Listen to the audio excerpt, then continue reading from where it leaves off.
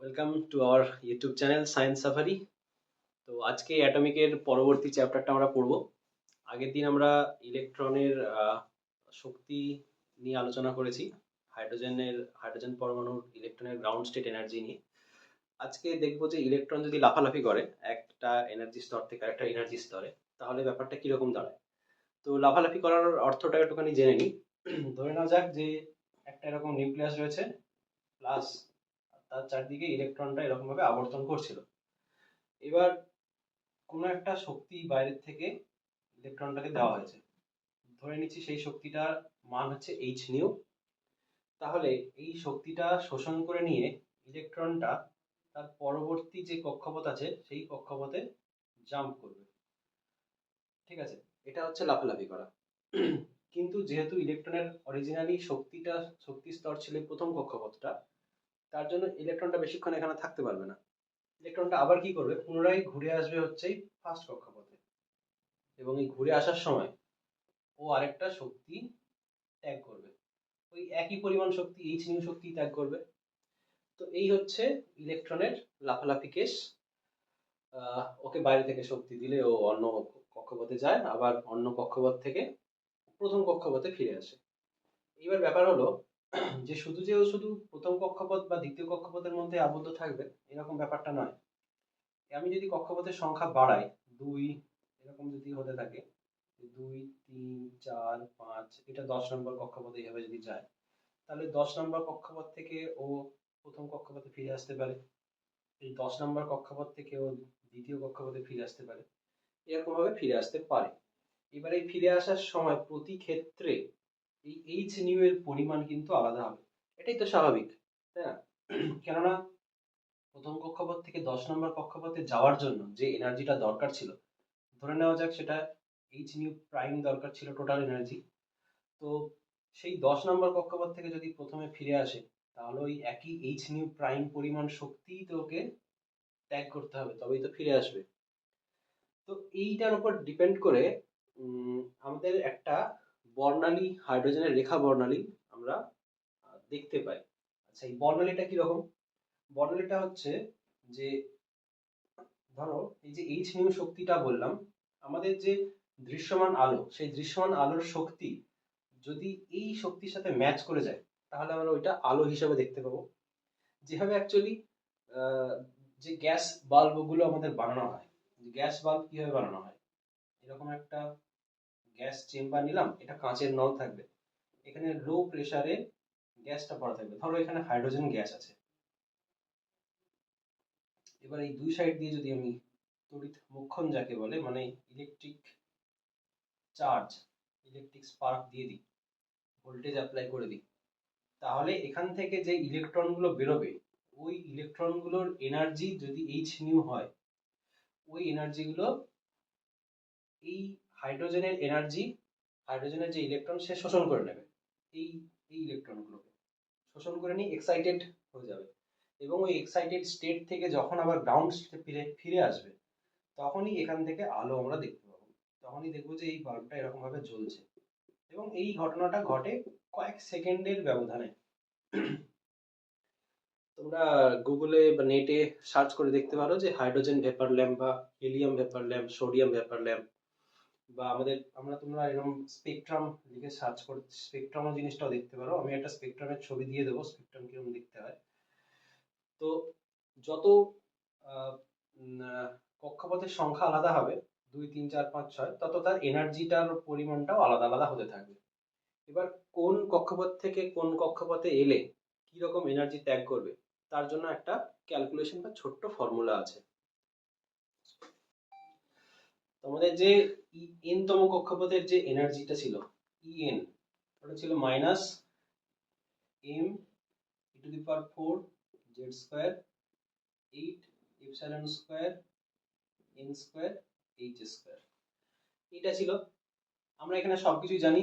এমটা হচ্ছে ইলেকট্রনের মাস, ইটা চার্জ, জেড হচ্ছে অ্যাটমিক নাম্বার বা পরমাণু ক্রমাঙ্ক, মানে হচ্ছে কতগুলো প্রোটন রয়েছে কেন্দ্রকে। এপসাইলনটা তো পরবৈদ্যুতিক চুম্বক ভেদ্যতা, যেটা আমরা মাধ্যমে চুম্বক ভেদ্যতা, বা এটা শূন্য মাধ্যমেরই, যেহেতু এপসাইলন 0 ইউজ করছি। এন হচ্ছে এন তম কক্ষপথ, এবং এইচটা হচ্ছে আমাদের প্লাঙ্ক কনস্ট্যান্ট। তো এখান থেকে যদি আমরা হাইড্রোজেন অ্যাটমের জন্য জিনিসটা ধরি, তাহলে z ইজ ইকুয়ালস টু 1 হয়ে যাবে। তাহলে হাইড্রোজেন অ্যাটমের জন্য এটা কি হবে, minus m e to the power 4 by 8 epsilon 0 square n square h square. এবার আমরা দুটো কক্ষপথের জন্য আলোচনা করব। একটা হচ্ছে 1 নম্বর কক্ষপথ, একটা 2 নম্বর কক্ষপথ। 1 নম্বর কক্ষপথে en1 is equals to minus m into the power 4 by 8 epsilon 0, এটা n1 ই লিখছি আমি, আর h স্কয়ার, আর ধরে নেওয়া যাক এটা n2। এটা 1 2 লেখার কারণটা আছে, সেটা আমি পরে কারণটা বলছি, অঙ্কটা করতে করতে বোঝা যাবে।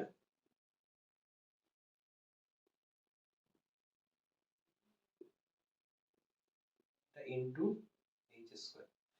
এবার জিনিসটা কি রকম ঘটছে, যে এই হচ্ছে আমাদের নিউক্লিয়াস ছিল, এটা হচ্ছে আমাদের প্রথম শক্তি স্তর বা n1 ধরি, আর এটা হচ্ছে আমাদের দ্বিতীয় শক্তি স্তর বা n2 ধরছি। তো ধরে নাও এই দুটো শক্তি স্তরে এনার্জি দুরকম, তাহলে প্রথম দ্বিতীয় থেকে যদি প্রথমে ইলেকট্রনটা ফিরে আসে, তাহলে শক্তির ডিফারেন্সটা কত হবে, এটাই তো আমাদের বার করতে হবে। এবং এটা স্বভাবত একটা জিনিস দেখা যাচ্ছে যে n2 যে এনার্জিটা, সেই এনার্জিটা n1 এর থেকে বড়।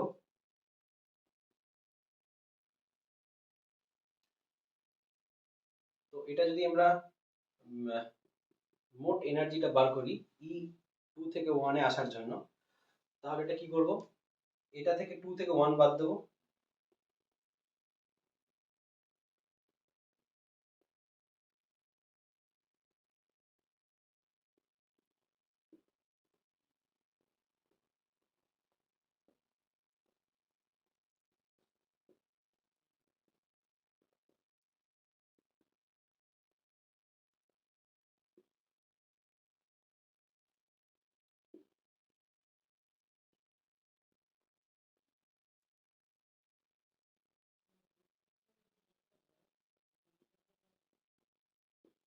এই হলো।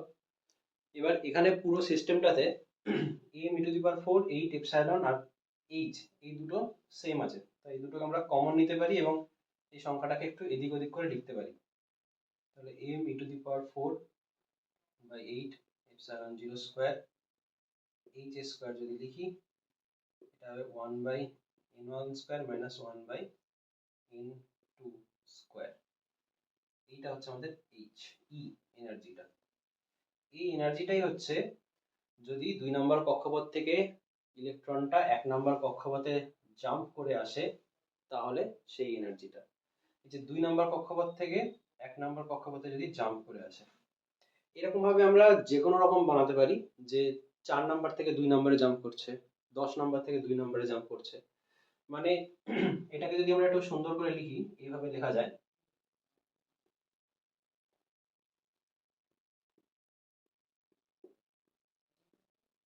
in initial square into final square minus 1 by in initial square, মানে যেখানে ছিল আর যেখানে এসে নামছে। এই হলো আমাদের ইলেকট্রনের এনার্জির শক্তি কোনো দুটো কক্ষপথের মধ্যে।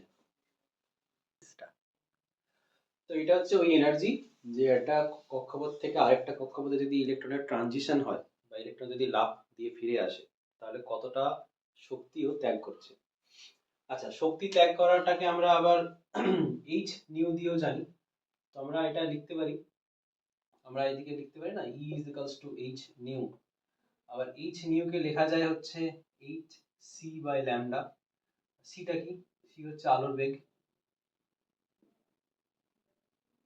আর ল্যামডাটা হচ্ছে আমাদের ওয়েভলেন্থ বা তরঙ্গ দৈর্ঘ্য। আমরা এক্ষুনি আলোচনা করলাম যে যদি কোনো শক্তিটা দৃশ্যমান আলোর শক্তির সাথে মিলে যায়, তাহলে আমরা সেই আলোটা দেখতে পাবো। তাহলে ওই আলোটার তরঙ্গ দৈর্ঘ্য কি হবে, ল্যামডা হবে। তাহলে আমরা এই জিনিসটা, কনসেপ্টটাকে আমরা এখানে যদি পুট করি, তাহলে ই এর বদলে আমরা লিখতে পারি H nu is equals to M into the power 4 1 by nf square minus 1 by ni square. আবার h নিউ মানে হচ্ছে hc by lambda m to the power 4 it's not h square n final minus n initial. তাহলে এখান থেকে ল্যামডাটা কি করে বেরোবে? 1 by lambda, h টা নিচে চলে যাবে, m e to the power 4 by epsilon square c into এই একটা h আছে আর একটা h আছে h cube into 1 by n f square minus 1 by n i square. তো এবার যেটা ব্যাপার সেটা হচ্ছে কি, এই যে টোটাল টার্মটা হলো, এই টার্মটার মধ্যে m টা হচ্ছে আমাদের মাস অফ ইলেকট্রন, e টা হচ্ছে চার্জ অফ ইলেকট্রন, এপসাইলনটাও তো আমাদের কনস্ট্যান্ট, আমরা জানি 8.854 ইনটু 10 টু দি মাইনাস 12, এর একটা ইউনিট আছে। সি টা তো আলোর বেগ 3 into 10 to the power 8 metre per second, আর এইচ টা হচ্ছে আমাদের প্লাঙ্ক কনস্ট্যান্ট, প্লাঙ্ক কনস্ট্যান্টের value 6.63 into 10 to the minus 34 joule second, এটাও জানি। তাহলে এই যে প্রত্যেকটা ভ্যালু আমরা দেখলাম, এই প্রত্যেকটা ভ্যালুই কনস্ট্যান্ট, তার মানে এই যে টোটাল ভ্যালুটা, এই টোটাল ভ্যালুটাকে আমরা একটা কনস্ট্যান্ট বলতে পারি। এই কনস্ট্যান্টটাকে প্রথম মেজার করেছিলেন হচ্ছে বিজ্ঞানী রিডবার্গ। তো তার নাম অনুসারে এটাকে আমরা রিডবার্গ কনস্ট্যান্ট বলি, আর দিয়ে লিখি, R 1 by N F square minus 1 by N I square. তো তোমাদের এখন কাজ থাকবে যে এই রিডবার্গ কনস্ট্যান্টের ভ্যালুটা ক্যালকুলেট করা। আমি এখানে সমস্ত কিছু ভ্যালুগুলো বলে দিয়েছি যে কোনটা কার ভ্যালু। তো এই হচ্ছে আমাদের ফর্মুলা, যে যদি একটা ইলেকট্রন কোনো একটা কক্ষপথ থেকে কোনো একটা কক্ষপথে জাম্প করে তাহলে তার ওয়েভলেন্থ কি হবে। এই আরটাকে বলা হচ্ছে আমাদের রিডবার্গ ধ্রুবক।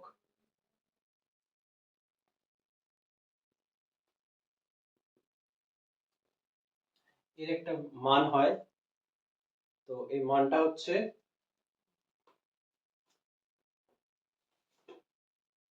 1.09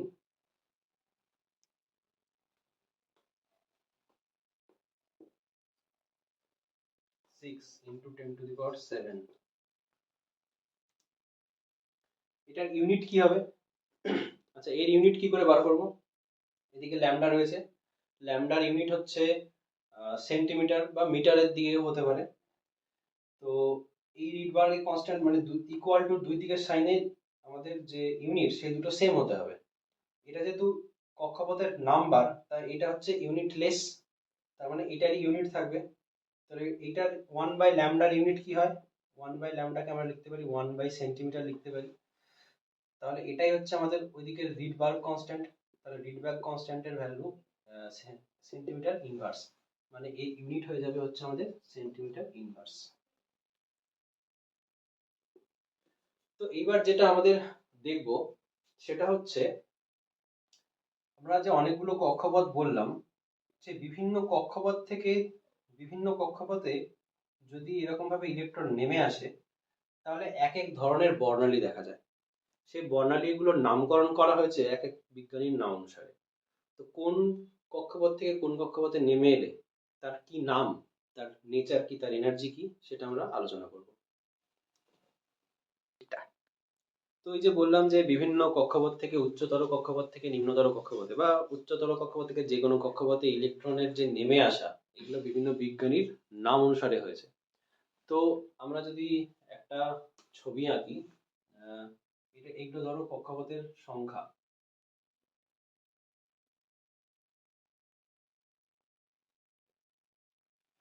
এটা 1 2 3 4 5 6। তো ধরো 6 নম্বর কক্ষপথ থেকে 1 নম্বর কক্ষপথে নামছে, ধরো 5 থেকে 1 এ নামছে, 4 থেকে 1 এ নামছে, 3 থেকে 1 এ নামছে এবং 2 থেকে 1 এ নামছে। তো এখানে আমরা কটা বর্ণালী পেলাম? 1 2 3 4 5টা বর্ণালী পেলাম। তাহলে আমরা যদি 5টা বর্ণালী দেখতে পাই তখন বুঝতে পারবো যে এটা 1 নম্বর কক্ষপথের বর্ণালী। এবার কোনোভাবে যদি এরকম ঘটনা ঘটে যে আমি 2 নম্বর কক্ষপথে নামছি, এই যে ধরো 6 থেকে 2তে নামছে, 5 থেকে 2তে নামছে, 4 থেকে 2তে নামছে এবং 3 থেকে 2তে নামছে, 1 থেকে তো নামতে পারবে না। তো এইটা যদি আমরা পাই এখানে 1 2 3 4, এখানে 4টে মানে একটা কম পেলাম, এটা হচ্ছে আমাদের 2 নম্বর কক্ষপথে নেমে আসার বর্ণালী। একই রকম ভাবে যদি আমরা একটা বানাই যে 3 নম্বর কক্ষপথে যেটা নামছে, তাহলে দেখবো এখানে জাস্ট 3টে বর্ণালী আমরা ড্র করতে পারছি। এইভাবে যদি আমরা 4 এবং 5-এ দেখি,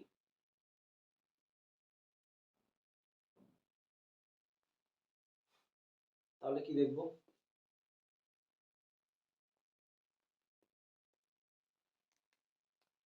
এখান থেকে দেখবো এইখানে নামছে, এখান থেকে দেখবো এখানে নামছে। এর পরেরটা নিশ্চয়ই একটা হবে এই। তাহলে এখানে আমাদের 5টা বর্ণালী দেখতে পাচ্ছি, এখানে আমাদের 4টে পাচ্ছি, এখানে আমাদের 3টে, এখানে 2টো, এখানে একটা। তো এই বর্ণালী কতগুলো করে আছে, কতগুলো স্পেকট্রাম দেখা যাচ্ছে, এর উপর নির্ভর করে বা এটা দেখে আমরা বলতে পারি যেটা কি সিরিজের বর্ণালী। এবার সিরিজ বলতে কি, এই প্রতিটা সিরিজের এক একটা নাম আছে। যেমন এটার নাম হচ্ছে লিম্যান বা লাইম্যান, লিম্যান বা অনেকে বলে লাইম্যান।